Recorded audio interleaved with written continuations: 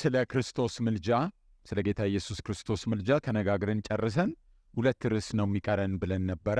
ይህም የአማኞች ክህነት ውስጥ እሱን እናያለን። በአማኞች ክህነት ውስጥ ናቸው ሁለቱ ነገሮች ያሉት። እስካሁን እንዳየነው ጌታችን ኢየሱስ ክርስቶስ ተወዳዳሪ አልባ ሊቀ ካህናት ነው። መስዋዕትም ያቀረበው እግዚአብሔርን ያረካ መስዋዕት ነው ሙሉ በሙሉ እና ከሱ ሊቀ ካህንነት በተጨማሪ መጽሐፍ ቅዱሳችን ከአማኞች ክህነት ጋር በተገናኘ አዲስ ኪዳን 5 ቦታዎች ላይ የተጻፉ ጥቅሶች አሉ። እነሱን እናነባለን። ሁለቱን የምናገኘው አንደኛ ጴጥሮስ ምዕራፍ 2 ውስጥ ነው። ሌሎቹን ማለት 3ቱን በራእይ መጽሐፍ ውስጥ ነው የምናገኘው። አንደኛ ጴጥሮስ ምዕራፍ 2 ቁጥር 5 እንደዚህ ይላል፣ እናንተ ደግሞ እንደ ሕያዋን ድንጋዮች ናችሁ ይላል። እናንተ ደግሞ እንደ ሕያዋን ድንጋዮች ናችሁ፣ በኢየሱስ ክርስቶስ ለእግዚአብሔር ደስ የሚያሰኝ መንፈሳዊ መሥዋዕትን ታቀርቡ ዘንድ ቅዱሳን ካህናት እንድትሆኑ መንፈሳዊ ቤት ለመሆን ተሰሩ ይላል። ቁጥር 9 ደግሞ አንደኛ ጴጥሮስ ምዕራፍ 2 ቁጥር 9 እናንተ ግን ከጨለማ ወደሚደነቅ ብርሃኑ የጠራችሁን የእርሱን በጎነት እንድትናገሩ የተመረጠ ትውልድ፣ የንጉሥ ካህናት፣ ቅዱስ ሕዝብ፣ ለርስቱም የተለየ ወገን ናችሁ ይላል። ቅድመም ቅዱሳን ካህናት እንድትሆኑ ተሰሩ ነው የሚለው። ከዛ ውጪ ራእይ ምዕራፍ 1 ከቁጥር 5 እስከ 6 ለወደደን ከኀጢአታችንም በደሙ ነጻ ላወጣን አምላኩንና አባቱን እንድናገለግል መንግሥትና ካህናት ላደረገን ለእርሱ ክብርና ኃይል ከዘላለም እስከ ዘላለም። ሌላ ራእይ ምዕራፍ 5 ከቁጥር 9 እስከ 10 በደምህም ለእግዚአብሔር ከነገድ ሁሉ ሰዎችን ዋጅተህ ለአምላካችን መንግሥትና ካህናት የሆኑ ዘንድ አደረካቸው፣ በምድርም ላይ ይነግሣሉ። ካህናት ነው የሚለው። ራእይ ምዕራፍ 20 ቁጥር 6 ዳሩ ግን የእግዚአብሔርና የክርስቶስ ካህናት ይሆናሉ፣ ከእርሱም ጋር ይህን 1000 ዓመት ይነግሣሉ ይላል። እንግዲህ ጌታችን ኢየሱስ ክርስቶስ ቅድም እንዳልነው ተወዳዳሪ አልባ ሊቀ ካህናት ነው። እግዚአብሔርን ያረካ መስዋዕት ያቀረበው እሱ ብቻ ነው። ግን ደግሞ የአማኞችን ክህነት በሚመለከት አዲስ ኪዳናችን በእነዚህ 5 ቦታዎች ላይ አማኞችን ካህናት ብሎ ጠርቷቸዋል። ስለ አማኞች ክህነት ስናነሳ 2 የተወጠሩ የአስተሳሰብ ጎራዎች አሉ። 2 የተወጠሩ፣ አንደኛው የአማኞችን ክህነት ግላዊ ገጽታ ብቻ በመውሰድ የአማኞችን ክህነት ግላዊ ገጽታ ላይ ብቻ ትኩረት በማድረግ በግላችን ከእግዚአብሔር ጋር መገናኘት እንችላለን፣ በግላችን ጸጋ እንቀበላለን፣ በግላችን እናገለግላለን፣ የቤተ ክርስቲያን ይሁንታ ወይም የቤተ ክርስቲያን ሲመት ኦርዲኔሽን ዋጋ እንደሌለው በማሰብ የሚወስዱ ናቸው። እንዲህ አይነት ሰዎች በግላቸው ካህን በመሆናቸው የቤተ ክርስቲያን አባልነት እንኳን እንደማያስፈልጋቸው ያስባሉ። ስለዚህ አገልግሎት እንኳን ለመጀመር ከፈለጉ ከቤተ ክርስቲያን በሐሳብ ልዩነት ሲፈጠር የሚስማሟቸውን ከነሱ ጋር በሐሳብ ይዘው ወጥተው ሌላ ቤተ ክርስቲያን ለመክፈት ይደፍራል። የቤተ ክርስቲያን ይሁንታ፣ የቤተ ክርስቲያን ሲመት ምንም ትርጉም እንደሌለው በግሌ ለእግዚአብሔር ካህን ነኝ የሚል አመለካከት ያላቸው ሰዎች ናቸው። የአማኞች ሁሉ ክህነት የሚባል ነገር አለ። እሱን ድርጊታቸው ማጽደቂያ ያደርጉታል። አንደኛው የአስተሳሰብ ጎራ ይሄ ነው። ሌላኛው የአስተሳሰብ ጎራ ደግሞ እያንዳንዱ ካህን እያንዳንዱ አማኝ ያለውን ክህነት ትቶ ክህነት በጠቅላላ የማን ነው ማለት ነው? የአማኞችን የወል ክህነት ብቻ ይወስዱና ይህንን በመንተራስ በቤተ ክርስቲያን መዋቅር ውስጥ የላይኛውን ስፍራ የያዙቱ ለእግዚአብሔር የበለጠ ቀረቤታ ያላቸው አድርገው ያስባሉ። እያንዳንዱ አማኝ አይደለም ካህን፣ ቤተ ክርስቲያን ናት። ግን ደግሞ ቤተ ክርስቲያን ሲባል የቤተ ክርስቲያን መሪዎች ናቸው ወይ አገልጋዮች ናቸው፣ ኦርዴንድ የሆኑ ናቸው። ስለዚህ እነሱ ለእግዚአብሔር የተለየ ቀረቤታ እንዳላቸው በማሰብ ሌላው ምእመን ከእግዚአብሔር ጸጋን የሚቀበለው ስጦታን የሚቀበለው ወደ እግዚአብሔር የሚቀርበው በእነሱ በኩል ብቻ እንደሆነ የማሰብ አባዜ ያለ። ሁለት የአስተሳሰብ ጎራዎች አሉ። ለመሆኑ የኢየሱስ ክርስቶስ ክህነትና የእኛ ክህነት ትይዙ ምንድን ነው? ይህን በሁለት እንመለከታለን። አንደኛውን ዛሬ እናያለን። ዛሬ የምናየው የአማኞችን ክህነት የወል ገጽታ። የወል ማለት የጋራ ኮሌክቲቭ ማለት ነው። የወል እንዳለ አማኞች በአንድነት ያላቸውን የክህነት ገጽታ ነው የምናየው። ጌታ ቢፈቅድና ብንኖር የሚቀጥለው ሳምንት ደግሞ የአማኞችን የግል ወይም ኢንዲቪጁዋል ግላዊ ገጽታ፣ የአማኞችን ክህነት ግላዊ ገጽታ በሚቀጥለው ጊዜ እናያለን። ዛሬ የምናየው የክህነት የወል ገጽታ፣ የአማኞች ክህነት የወል ገጽታ ማለት ነው። የአማኞች የጋራ የወል ክህነት አስተሳሰብ ብዙ የተመሰረተው ቅድም ካነበብናቸው 5 ጥቅሶች አንደኛ ጴጥሮስ ምዕራፍ 2 ላይ ባሉት ጥቅሶች ላይ ነው። ይሄ ለዚህ ለአማኞች ክህነት ትልቁን ስፍራ ወይም የአንበሳውን ድርሻ የሚወስድ ነው። ከዚህ የተነሳ ለአገልግሎት የቤተ ክርስቲያን ይሁንታና ሹመት ዋጋ የለውም። ዋናው ነገር አማኙ ሁሉ ካህን ነው ከሚለው አስተሳሰብ የሚመጣው በእነዚህ 2 ጥቅሶች። በመሰረቱ አንደኛ ጴጥሮስ ምዕራፍ 2 5 እና 9 ላይ ያየናቸው ጥቅሶች አማርኛችን ካህናት የሚላቸው ለምን እንደሆነ አላውቅም። ምክንያቱም በተጻፈበት ቋንቋ ክህነት ነው የሚለው ወይም ፕሪስትሁድ ነው እንጂ የሚለው ካህናት ወይም ፕሪስትስ አይደለም የሚለው እንደዚህ ብለን ያነበብነው። እናንተ ደግሞ እንደ ሕያዋን ድንጋዮች ሆናችሁ በኢየሱስ ክርስቶስ ለእግዚአብሔር ደስ የሚያሰኝ መንፈሳዊ መሥዋዕትን ታቀርቡ ዘንድ ቅዱሳን ካህናት እንድትሆኑ የሚለውን በተጻፈበት ቋንቋ የሚናገረው ስለ ፕሪስትሁድ ነው፣ ስለ ፕሪስትስ አይደለም። እንግሊዝኛ መጽሐፍ ቅዱስ ካነበባችሁ ሮያል ፕሪስትሁድ ነው የሚለው። ኤኤስቪ፣ አምፕሊፋይድ፣ ኢኤስቪ፣ ኬጄቪ፣ ኤንኤኤስቪ፣ ኤንአይቪ፣ ኤንኬጄቪ፣ አርኤስቪ፣ ኤንአርኤስቪ፣ ኤችሲኤስቪ ዋናዎቹ በሙሉ ይህን ክፍል እነዚህን 2 ጥቅሶች የሚተረጉሟቸው ፕሪስትስ ብለው ሳይሆን ሮያል ፕሪስትሁድ ነው የሚሉት። ስለዚህ ክህነትን ነው የሚያወራው እንጂ ስለ ካህናት አይደለም። ከአማርኛ ትርጉሞች መካከል ይህን በትክክል የተረጎመው በ1870ዎቹ የታተሙ የአባ ሮሜ ትርጉም ብቻ ነው። እሱ ብቻ ነው የካህናት ወገን ብሎ የተረጎመው። ነገር ግን ይሄ ክፍል በአማኞችና በእግዚአብሔር መካከል የተለዩ ሰዎች በቤተ ክርስቲያን መዋቅር ላይ ከላይ ያሉ ሰዎች የተለየ ቀረቤታ እንዳላቸው ሲታሰብ የነበረውን ነገር ስህተትነቱን በማሳየትም ረገድ ቀዳሚ ነው። እዚህ ጋር ማንሳት አለብኝ። በነገራችን ላይ በወንጌላውያን ክርስትና ውስጥ ወይም ፕሮቴስታንት እምነት እንቅስቃሴ ከጀመረ በኋላ ሉተር ያስተዋወቀው ፕሪስትሁድ ኦፍ ኦል ቤሊቨርስ የሚባል አባባል አለ። ፕሪስትሁድ ኦፍ ኦል ቤሊቨርስ። ይሄ ምንድን ነው? አማኞች ሁሉ ክህነት አላቸው የሚል ነው። እና ይሄ ከሪፎርሜሽን ጀምሮ ይዘነው የመጣ ነው አስተምህሮ ነው። እና ከዚህ የተነሳ እያንዳንዱ አማኝ ኦርዴንድ የሆኑ የቤተክርስቲያን አገልጋዮች ያለው ኦቶሪቲ ሁሉ አላቸው ብሎ የማሰብ ነገር መጥቷል። ለምንድን ነው የመጣው? ያኔ እነ ሉተር የተሐድሶ እንቅስቃሴን ሲያነሱ በካቶሊክ ወይም በሮም ካቶሊክ ቤተ ክርስቲያን ውስጥ ፕሪስቶቹ መስመር የለቀቀ ነገር ያደርጉ ነበረ። መስመር የለቀቀ ነገር ወደ እግዚአብሔር ለመጠጋት ለመዳን፣ የኃጢአት ይቅርታ ለማግኘት ያለ ካህናት የሚሆን ነገር የለም። ሰው የኃጢአት ይቅርታ እንኳን የሚያገኘው ፕሪስቱ ጋር የሆነ ቦክስ ውስጥ ገብቶ ከተናዘዘ ብቻ ነው። ፕሪስቱ የሆነ ነገር ካረገለት ብቻ ነው። ስጋ ወደሙ ወደ እውነተኛ ስጋና ደም የሚቀየረው ካህኑ የሆነ ነገር ካደረገው ነው።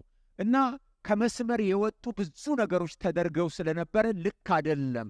የተለየ ከእግዚአብሔር ዘንድ እናንተ የተለየ ስጦታ ሌላው አማኝ የሌለው የላችሁም ከሚለው ተነስቶ በተለጠጠ መልኩ ነው የመጣው። ምክንያቱም ቅዱሳን ምስጢራትን በመስጠት ጥምቀት፣ ቅዱስ ቁርባንን ማካሄድ እያንዳንዱ አማኝ ይችላል ብሎ ሉተር አስተምሯል። ግን ኮንዲሽኖች ነበሩት። ኮንዲሽኑ ምንድን ነው? አንደኛ አማኞች እነዚህን ስርዓቶች መፈጸም የሚችሉት በማኅበረ ምዕመናኑ ስምምነትና በበላዮች ፈቃድ ነው የሚል ኮንዲሽን ሉተር ነው። ማኅበረ ምዕመናኑ ወይም የቤተ ክርስቲያኑ አባላት ከተስማሙ ከዛ መካከል የትኛውም አማኝ ቅዱሳት ምስጢራትን ሊያካሂድ ይችላል። እና መሪዎቹ ከፈቀዱ የሚል ነው የሉተር እንጂ ዝም ብሎ አንድ ሰው ተነስቶ ቤተክርስቲያን ውስጥ ያሉ ኦርዴንድ የሆኑ ሰዎች አያስፈልጉኝም፣ ቅዱስ ቁርባን እኔ እሰጣለሁ፣ ጥምቀት እኔ እፈጽማለሁ ሊል አይችልም። ሉተር ኮንዲሽን ነበረው። ግን ያ ከኮንቴክስቱ ሁሉ ወጥቶ አሁን እኛ ወንጌላውያን ላይ የምናየው እየተነሳን ቤተክርስቲያን የመክፈት እየተነሳን ምንም ነገር የማድረግ ነገር የመጣው እነዚህን ክፍሎች አላግባብ ከመተርጎምና አስተምህሮ ፕሪስትሁድ ኦፍ ኦል ቢሊቨርስ የሚለው በቅጡ ካለመተርጎማችን የተነሳ መሆኑ መታወቅ አለበት። ስለዚህ አሁን እስቲ ወደ አንደኛ ጴጥሮስ ምዕራፍ 2 ሄደን በዝርዝር ኮንቴክስቱ ምን ያወራል የሚለውን እንመልከት። ከቁጥር 4 እስከ 5 እና 9ን በአዲሱ መደበኛ ትርጉም አነባለሁ። በሰው ዘንድ ወደ ተናቀው አንደኛ ጴጥሮስ 2 ላይ ነን ያለነው። አንደኛ ጴጥሮስ 2 ከቁጥር 4 እስከ 5 እና 9ን አነባለሁ ኮንቴክስቱን በደንብ እንድንይዝ።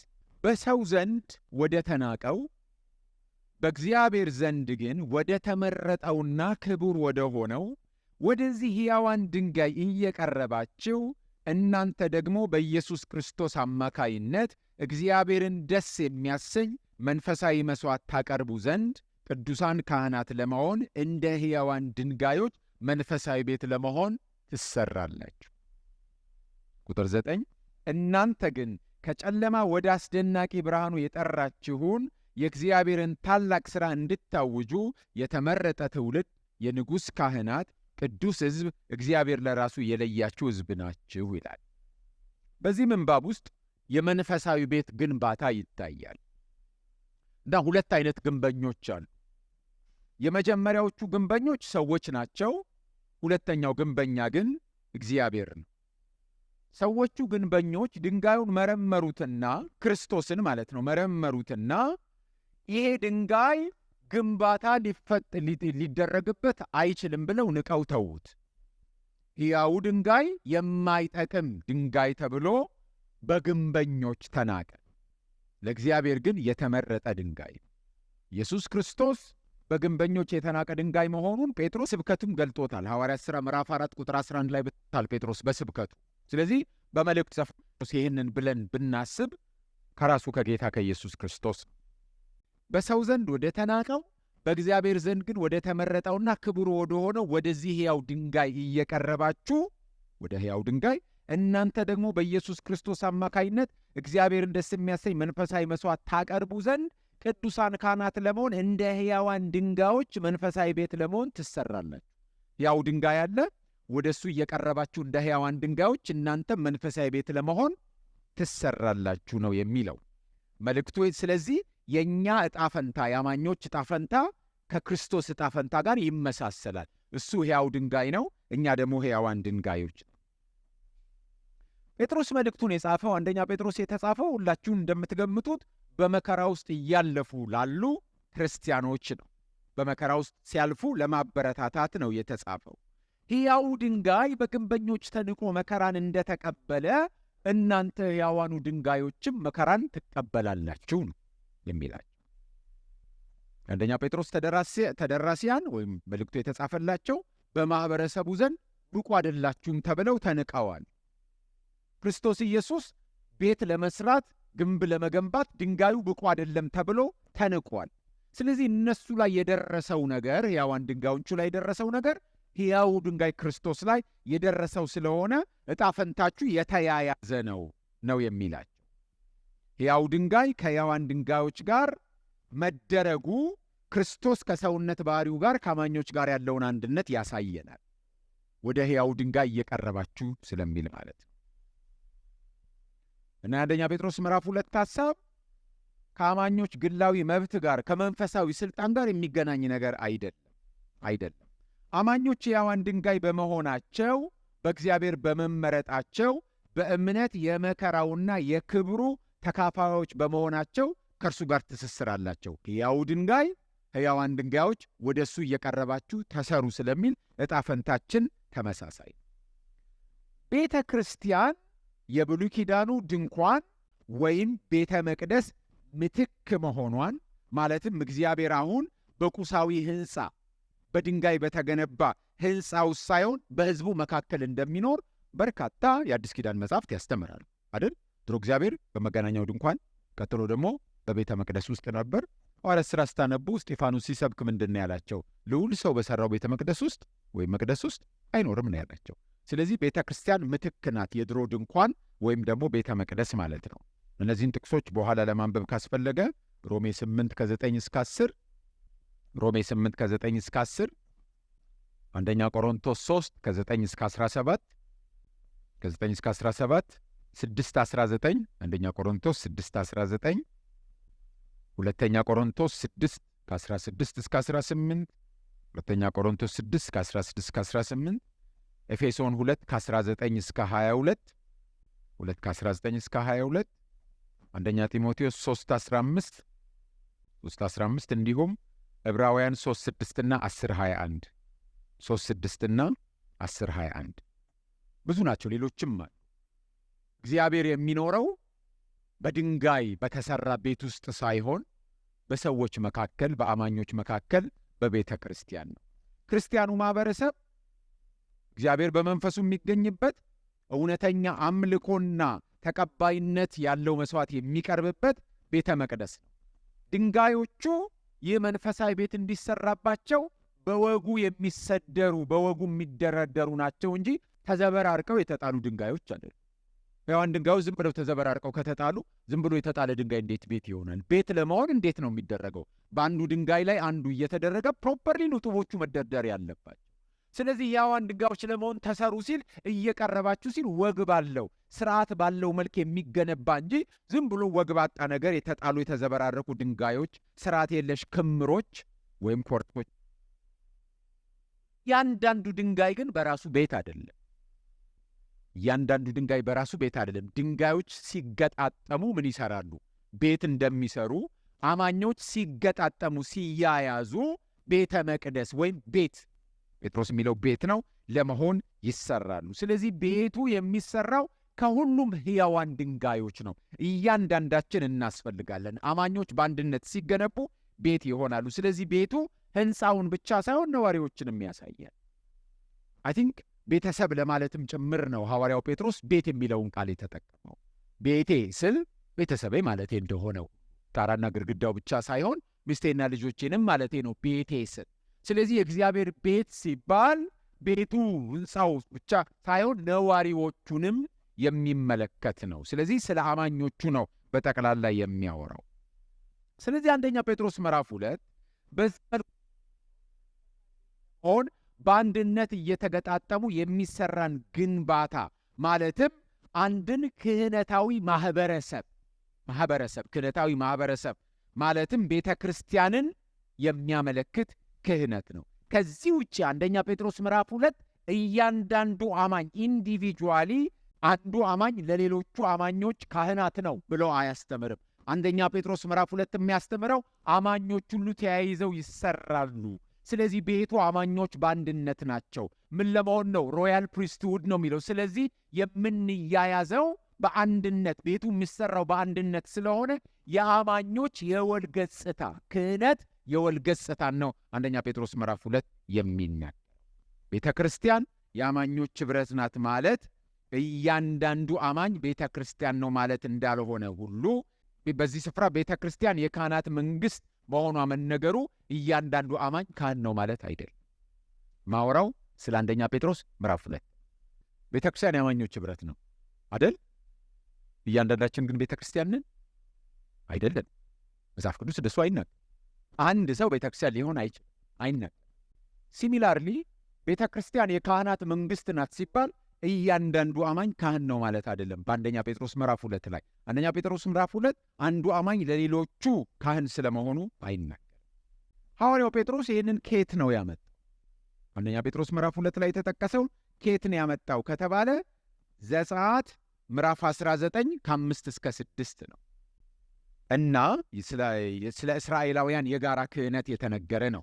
ዘጸአት ምዕራፍ 19 ከ5 እስከ 6 አሁንም ቃሌን በእውነት ብትሰሙ ኪዳኔንም ብትጠብቁ ምድር ሁሉ የእኔ ናትና ከአሕዛብ ሁሉ የተመረጠ ርስት ትሆኑልኛላችሁ። እናንተም የካህናት መንግሥት የተቀደሰም ሕዝብ ትሆኑልኛላችሁ። ለእስራኤል ልጆች የምነግራቸው ቃል ይሄ ነው። ለማን ነው የተነገረው? ለእስራኤል በጠቅላላ። የአሮን ክህነት አልመጣም፣ ገና አልመጣም። ምክንያቱም ገና ከግብፅ መውጣታቸው ከግብፅ እንደወጡ ሕጉ ገና የሚሰጣቸው ራሱ ምዕራፍ 20 ላይ ነው 10ቱ ትእዛዛት የሚሰጣቸው። ስለዚህ ምዕራፍ 19 ላይ የተነገረው ደሆል እስራኤልን ነው በአንድነት እግዚአብሔር ወስዶ እናንተ የካህናት ምን ትሆኑልኛላችሁ? መንግሥት ነው። አንድ ላይ ነው የተነገረው። ሌላ ኢሳይያስ 61:6ንም ብናነብ ኢሳይያስ 61:6 እናንተ ግን የእግዚአብሔር ካህናት ትባላላችሁ፣ ሰዎቹም የአምላካችን አገልጋዮች ብለው ይጠሯችኋል። የአሕዛብን ሀብት ትበላላችሁ፣ በክብራቸውም ትመካላችሁ።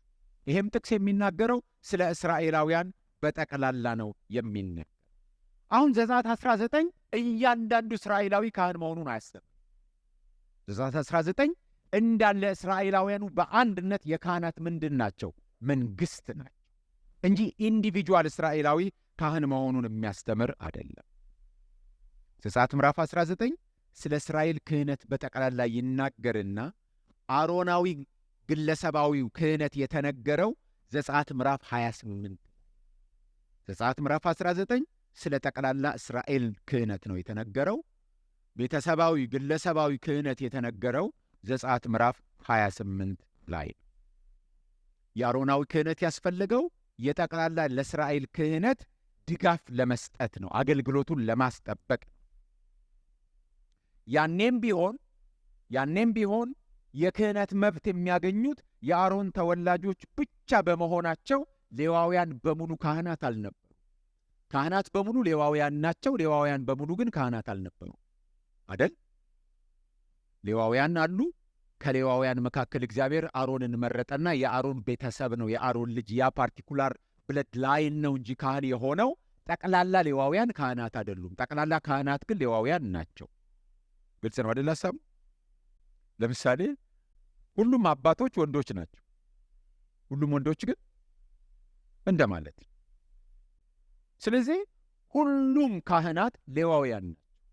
ሁሉም ሌዋውያን ግን ካህናት አይደሉም። በአሮን ቤተሰብ ብቻ ነው ለክህነት የተመረጠው። እስራኤል እግዚአብሔር በሰጣት የሞራል ልኬት በአግባቡ እየኖረች እግዚአብሔር የሚፈልጋቸውን እሴቶች፣ ምሕረት፣ ፍቅር፣ ይቅርታ፣ እንደገና ደግሞ ሰላም፣ ፍትህ፣ ቅድስና ዘሌዋውያን ላይ በሙሉ ተነግሯቸዋል። በኑሮዋ ለዓለም እንድታሳይ ነው የተመረጠችው እስራኤል። እኔ ቅዱስ ነኝና ቅዱሳኑ ድሆችን እንደዚህ አትበድሉ፣ ስታጭዱ እንደዚህ አታርጉ፣ ለሆነ ነገር ተቸግሮ ሰው ራሱን ሲሸጥ በ7ኛው ዓመት ነፃ አውጣው፣ እንደዚህ በሙሉ መመሪያው ለማን ነው የተሰጠው? ለእስራኤል ሕዝብ ነው የተሰጠው። እግዚአብሔር እዛ መኖሩ የእግዚአብሔር ሕዝብ መሆን ምን ማለት እንደሆነ ለዓለም እንድታሳይ ነው የተነገረ። እስራኤል ለሌላው ሕዝብ እንድታሳይ የተጠራችው ነገር አሮናዊ ክህነት በቤተ መቅደስ የሚያደርገውን ነገር ነው ማለት ነው። ካህናቱ ሕዝቡ ከእግዚአብሔር ጋር ግንኙነት እንዲኖረው ያስችላል። እስራኤልም አሕዛብ ከእግዚአብሔር ጋር ግንኙነት እንዲኖራቸው እንድታስችል ነው የተመረጠችው። ስለዚህ በካህናት መንግሥትነቷ፣ በመልእክተኛነቷ እግዚአብሔርን ለዓለም መግለጥ፣ ዓለምን በእግዚአብሔር ፊት ወክሎ መገኘት ይጠበቅባት። ዓለም እግዚአብሔርን ሊያይ ስለማይችል እስራኤል በእርሷ ውስጥ የእግዚአብሔርን ክብር እንድታሳይ ነበር የተጠራችው አዜ ኔሽን ማለት። ስለዚህ አንደኛ ጴጥሮስ ምዕራፍ 2 ላይ የተነገረው ክህነት አማኙ ማህበረሰብ እንደ ጥንቷ እስራኤል ቅዱስ ሕዝብ፣ በእግዚአብሔር የተመረጠ ሕዝብ፣ የኪዳን ሕዝብ መሆኑን አማኙ ማህበረሰብ እንዳለ ቅዱስ ለርስቱ የተለየ ወገን ሕዝብ መሆኑን ለማሳየት ነው። አማኞች የካህናት ወገን ናቸው። ቤተ ክርስቲያን ማለት እንደ ካህናት ወደ እግዚአብሔር መቅረብ ችለው በዚያ ደረጃ የሚንቀሳቀሱ ቅዱሳን ማህበረሰብ ናቸው። ስለዚህ እያንዳንዱ አማኝ ይህንን በቤተ ክርስቲያን ጥላ ስር በመሆን ይህንን ክህነት ሊጋራ ይችላል። በማን ስር በመሆን? በቤተ ክርስቲያን ጥላ ስር በመሆን ሊጋራ ይችላል። ክርስቲያኑ ማህበረሰብ ለወደደው፣ ለመረጠው፣ ለቀደሰው ለእግዚአብሔር በመሰጠት የሚኖሩበትን ክህነት ነው አንደኛ ጴጥሮስ ምዕራፍ 2 የሚናገር። ከዚህ የተነሳ እያንዳንዱ አማኝ በግሉ ካህን መሆኑን አንደኛ ጴጥሮስ ምዕራፍ 2 አያስተምርም። ቤተ ክርስቲያን ማኅበራዊ ተቋም ወይም ስብስብ ሳትሆን በእግዚአብሔር የተመረጡ ለእግዚአብሔር ቶች ስብስብ ናት። ስለዚህ አማኞች በኢየሱስ ክርስቶስ አማካይነት እግዚአብሔርን ደስ የሚያሰኝ መስዋዕት ቅድም እንዳነበብነው የሚቀርብበት ስፍራ ነው። መንፈሳዊ መስዋዕት ማለት ለእግዚአብሔር የሚቀርብ ምስጋና፣ የተለወጠ ሕይወት፣ ከተለወጠ ሕይወት የሚፈልቅና በመንፈስ ቅዱስ የተቀደሰ አኗኗር ማለት ነው።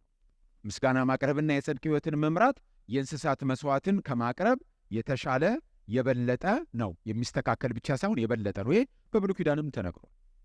ሆሴዕ 6:6፣ ኢሳይያስ 1:10-17፣ መዝሙር 50 ከ13 እስከ 25፣ መዝሙር 51 ከ17 እስከ 19፣ አሞጽ 5 ከ23 እስከ 24፣ ሚክያስ 6 ከ6 እስከ 8 ብናነብ በብሉይ ኪዳን እንኳን እግዚአብሔር መባንና መስዋዕትን እንዳልወደደ፣ ልብን፣ ምስጋናን፣ የተቀደሰ ሕይወትን እንደሚፈልግ የሚናገር እና እስራኤላውያን በብሉይ ኪዳንም የሚያስደስታቸው ነው። ምክንያቱም በየአገሩ ተበትነው ስለነበሩ ቤተ መቅደሱ ያልነበረበትም ጊዜ ነበር። ወደ ቤተ መቅደስም መሄድ የማይችሉበት ጊዜ ስለነበር የትም ሆነው ለእግዚአብሔር መስዋዕትን ማቅረብ እንደሚችሉ ግንዛቤ የሚሰጣቸው መንፈሳዊ መስዋዕት በጴጥሮስ መሰረት እግዚአብሔርን ደስ የሚያሰኝ መሆን አለበት ይላል። ዳት ሚንስ እግዚአብሔርን ደስ የማያሰኝ መስዋዕት መኖሩንም ይነግራል። የሚቀጥለው ቁጥር 9 ላይ አንደኛ ጴጥሮስ 2:9 ላይ አማኞች በነፍስ ወከፍ ካህናት መሆናቸውን እሱም አያስተምር። ልክ ዘጸአት ላይ የተጠቀሰው 19 ላይ የኪዳኑ ሕዝብ በአንድነት የተቀበለውን ክህነት ነው የሚያሳየው። የጥንት ክህነት ሰዎች በተለየ ሁኔታና ቀረቤታ የሰጣቸውን አምላክ ለማገልገል በአንድነት ወጥተው ተለይተው የሚቀርቡበት ነው። እስራኤል ከእግዚአብሔር ጋር ኪዳን በመግባቷ ምክንያት ከሌሎች አሕዛብ ተለይታ ወጥታ ለእግዚአብሔር የተሰጠች፣ ለእግዚአብሔር የተቀደሰች፣ እግዚአብሔርን ለአሕዛብ የምታሳይ እንደሆነች ሁሉ አማኞችም ከሌሎች ተለይተው ወጥተው ለርስቱ የርስቱ ሆነው የእግዚአብሔር ኪዳን ተቀብለው እግዚአብሔርን ለማያምነው ሕዝብ እግዚአብሔርን ማሳየት እንዲችሉ ነው የተመረጡ። አማኞች እግዚአብሔር ንጉሣቸው መሆኑን በመቀበላቸው ምክንያት የንጉሥ ካህናት ወይም መንግሥተ ካህናት ሆነዋል። ሦስተኛው ጥቅስ ከራእይ ምዕራፍ 26 ከትንሣኤ በኋላ ስላለው ከትንሣኤ ያለው ነገር ነው ጠቅሳሉ ስለሚል ነው። እሱ ዛሬ የሚነገር ስላልሆነ እንተዋል። ግን አንደኞቹ ናቸው ከተባለ ራእይ ምዕራፍ 1 ከ5 እስከ 6 ለወደደን ከኃጢአታችን በደሙ ነፃ ላወጣን በደሙ ነፃ ያወጣን የክርስቶስን ክህነት ነው የሚናገረው። አምላኩንና አባቱን እንድናገለግል መንግሥትና ካህናት ላደረገን ለእርሱ ክብርና ኃይል ከዘላለም እስከ ዘላለም ይሁን ነው የሚለው። ሌላው ከ9 እስከ 10 አሁንም በደምህም ነው የሚለው። በደምህ ለእግዚአብሔር ከነገድ ሁሉ ሰዎችን ዋጅተ ለአምላካችን መንግሥትና ካህናት የሆኑ ዘንድ አደረግካቸው፣ በምድርም ላይ ይነግሣሉ ነው የሚለው። ስለዚህ ሁለቱም ክፍሎች የሚያወሩት በደምህ በማለት ስለዚህ ሁለቱም የክርስቶስን ሊቀ ካህንነት ይናገራሉ። በደሙ እንዳነጻነ ከኃጢአታችን መንግሥትና ካህናት እንዳደረገን ይናገራሉ። ስለዚህ ዋና ርዕሰ ጉዳያቸው የክርስቶስ ሊቀ ካህንነት መሆኑን ከዚህ ማየት እንችላለን። እግዚአብሔር እስራኤልን ከግብፅ ምድር ባርነት ነፃ አውጥቶ ከእነርሱ ጋር ኪዳን በመግባት የካህናት መንግሥት እንደመሠረተ ሁሉ እኛንም በጉ ሞቶልን በደሙ ከኃጢአታችን አንጽቶ ልክ እንደ እስራኤል እኛንም የካህናት መንግሥት አድርጎናል ማለት ነው። ይህንን የጻፈው ሐዋርያው ዮሐንስ ምዕራፍ 1 ላይ ይህንን አስተዋውቆ ምዕራፍ 2 እና 3 ላይ ደብዳቤዎቹን የጻፈው ለማን ነው? ለቤተ ክርስቲያናት ነው የጻፈው እንጂ ለግለሰቦች አይደለም የጻፈው። ምዕራፍ 1 ላይ ተናግሮ ለቤተ ክርስቲያን ነው የተጻፉ 7ቱም ደብዳቤዎች ማለት ነው። ተደራሽነታቸው ለቤተ ክርስቲያን ነው። ስለዚህ በእኛና በእግዚአብሔር መካከል ለመግባት ስልጣን ያላቸው ሌሎች ካህናት የሉ። በእኛ በአማኞችና በእግዚአብሔር መካከል የመግባት ስልጣን ያላቸው ሌሎች ካህናት የሉ። አማኞች ሁሉ በአንድነት ኮሌክቲቭሊ የካህናት መንግሥት ናቸው። አማኞች በጠቅላላ ማለት ክህነት እስካሁን እንዳየነው አንድን ሕዝብ በመጥራት ነበር የተጀመረው። ዘጸአት 19 አንድን ሕዝብ ካህን አድርጎ በመጥራት ነው የጀመረው። ከዛ በሂደት ደግሞ አንድ ቤተሰብን መረጠ ማለት ነው።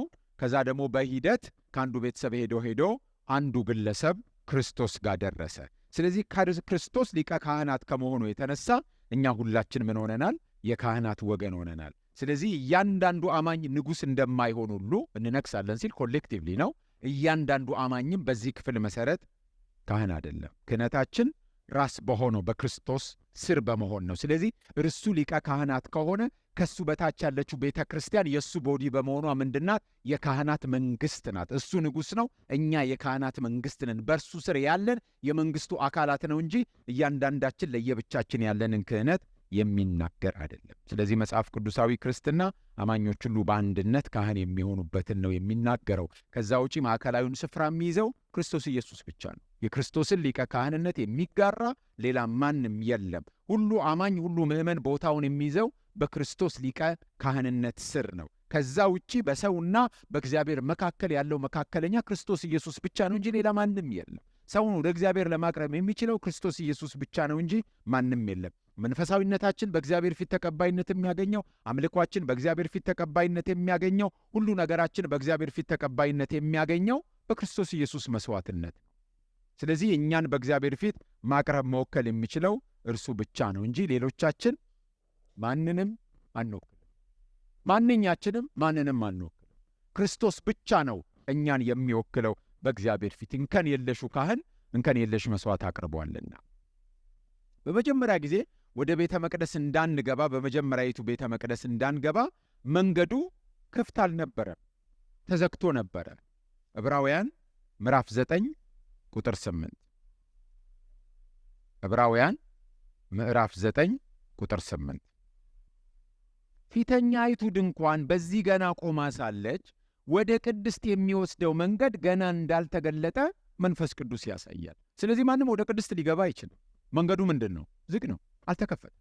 ስለዚህ ማንም ድንኳኒቱ ሳለች፣ የድሮዋ ድንኳን የብሉይ ኪዳና ድንኳን እያለች ማንም ወደ ቅድስት መግባት አይችልም።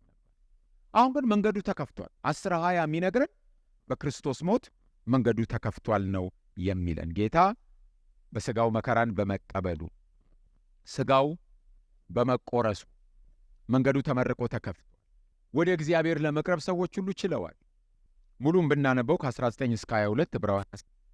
እንግዲህ ወንድሞች ሆይ በመረቀልን በአዲስና በሕያው መንገድ ወደ ቅድስት በኢየሱስ ደም በመጋረጃው ማለት በሥጋው በኩል እንድንገባ ድፍረት ስላለን በእግዚአብሔር ቤት ላይ የሆነ ታላቅ ካህን ስላለን ከክፉ ሕሊና ለመንጻት ልባችንን ተረጭተን ሰውነታችንን በጥሩ ውኃ ታጥበን በተረዳንበት እምነት በቅን ልብ እንቅረብ። የተስፋውን ቃል የሰጠው የታመነ ነውና እንዳይነቃነቅ የተስፋችንን ምስክርነት እንጠብቅ ይላል። ስለዚህ ሊቀ ካህናታችን ኢየሱስ እኛን ወክሎ በሰማይቱ መቅደስ በመገኘቱ በአብ ፊት አሁን ስለሚታይልን እያንዳንዳችን ያለ ከልካይ ወደ እግዚአብሔር በቀጥታ መቅረብ ተፈቅዶልናል። ሌላ መካከለኛ አያስፈልግም። እኛን ከእግዚአብሔር ጋር የሚያስታርቀን ሌላ ምንም አይነት ፍጥረት፣ ሰውም ሆነ ምንም አይነት ፍጥረት የለም። እኛን ከእግዚአብሔር ጋር ለማስታረቅ የቻለው ወደ ቅድስት እንድንገባ፣ ወደ እግዚአብሔር እንድንገባ ድፍረት የሆነን ክርስቶስ ኢየሱስ ብቻ ነው። ስለዚህ ለእግዚአብሔር የተለየ ቀረቤታ ኖሯቸው ከብቃታቸው የተነሳ ሰዎችን ወደ እግዚአብሔር ማስጠጋት የሚችሉ ሌሎች ሰዎች የሉም። ወደ እግዚአብሔር ለመቅረብ መካከለኛ ሌላ አያስፈልገንም። ከዚህም የተነሳ አዲስ ኪዳንን ስታነቡ አማኞችን ወይም አገልጋዮችን እንደ ሹመት ካህን ሲባል አታነቡ። አዲስ ኪዳን ስታነቡ ብዙ ስሞች አሉ።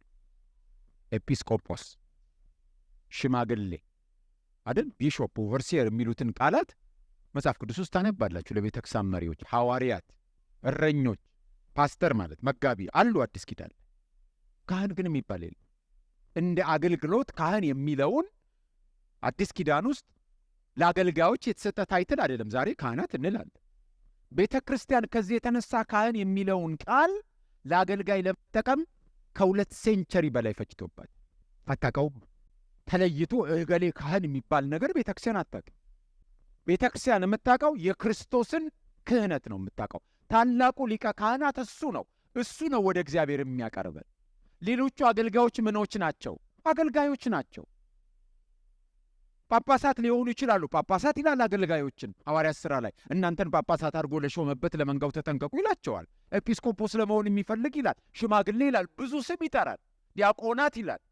ካህን የሚለውን አዲስ ኪዳን ገጾች ላይም አናነብም። ቤተ ክርስቲያንም 200 ዓመት ፈጅቶባታል ለአገልጋዮች ለመጠቀም። ካህን የሚለውን አሁን ለምደነው እገሌ ካህን ነው ይባላል። ያኔ ግን አልነበር። ምክንያቱም የተለየ ብቃት፣ የተለየ ተሰጥኦ፣ የተለየ ጸጋ፣ የተለየ ሹመት ኖሯቸው አማኞችን ለእግዚአብሔር ማቅረብ የሚችሉ ወደ እግዚአብሔር ሰዎች የሉም። ይህን የሚያደርገው ማን ነው? ክርስቶስ ኢየሱስ ብቻ ነው። በአገልግሎታቸው ዕውቅና ያገኙ ሰዎች የበቁና የላቁ መንፈሳውያን የመላእክት ወይም የሰማዕታት መካከለኛነት ለምን ያስፈልጋል? ክርስቶስ ወደ እግዚአብሔር ካቀረበን። በእኛና በእግዚአብሔር መካከል የተዘረጋው መሰላል ኢየሱስ ክርስቶስ ብቻ ነው። በሰማይ ያለው ጠበቃችን፣ ወኪላችን፣ በእኛና በእግዚአብሔር መካከል ያለው መካከለኛ እርሱ ብቻ ነው። ከእርሱ በቀር የሌሎችን መካከለኛነት መጽሐፍ ቅዱስ ጨርሶ አይቀበልም። ስለዚህ አሁን ያየናቸው 5 ጥቅሶች ስለ አማኞች ክህነት ሲያወሩ ስለ ክህነት መንግሥት፣ ስለ ካህናት መንግሥት፣ ስለ ፕሪስትሁድ ነው እንጂ የሚያወሩት እያንዳንዱ አማኝ ካህን መሆኑን የሚናገሩ አይደለም። ስለዚህ አማኞች የወል ክህነት ወይም የአማኞች ክህነት የወል ገጽታ የዛሬውን ይመስላል።